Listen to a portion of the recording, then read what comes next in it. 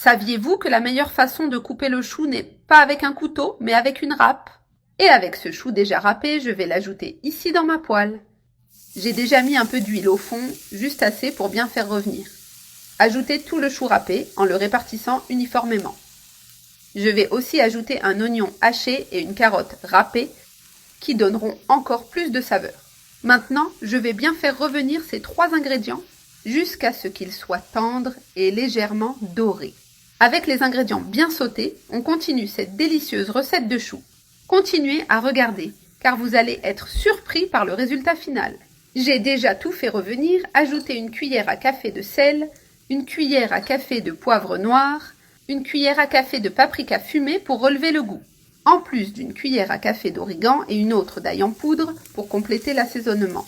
Mélangez bien pour que les saveurs s'intègrent aux légumes. Ce mélange est déjà bien assaisonné et dégage un arôme délicieux. Ce sauté simple et savoureux est la base de notre recette au chou. Mais la recette ne s'arrête pas là. Nous allons encore ajouter d'autres ingrédients. Nous allons tout finaliser pour la rendre encore plus irrésistible.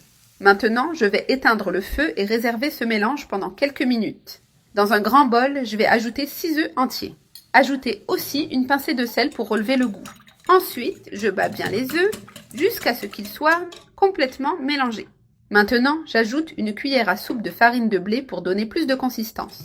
Mélangez de nouveau jusqu'à ce que la farine soit complètement incorporée. Avec la base prête, j'ajoute maintenant le sauté de chou au mélange d'œufs. Mettez tout le sauté dans le bol en profitant de chaque partie. C'est le moment de tout mélanger avec beaucoup de soin. Mélangez bien pour que la garniture soit homogène et bien répartie. Ensuite, je transfère tout le mélange à nouveau dans la poêle. J'avais déjà mis un peu d'huile au fond de la poêle. Maintenant, j'étale tout le mélange avec précaution pour ne pas qu'il déborde. Je répartis bien le mélange en le nivelant avec la spatule. À ce moment-là, je couvre le tout de fromage mozzarella râpé par-dessus. Cette recette est merveilleuse, rapide, facile à préparer et utilise peu d'ingrédients. Chaque fois que je la fais à la maison, mes enfants l'adorent. Vous ne regretterez pas de la préparer. Je mets une bonne quantité de mozzarella sans économiser. Maintenant, j'enfourne pour environ 10 minutes, ou jusqu'à ce que le fromage soit bien gratiné et doré sur le dessus.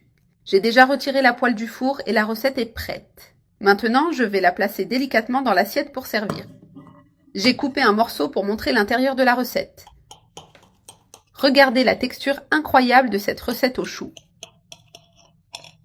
qui, en plus d'être facile, est très savoureuse et nutritive. Elle est déjà prête à être servie, une option délicieuse pour n'importe quel repas. Et maintenant, il ne reste plus qu'à savourer cette recette de chou crémeuse et irrésistible.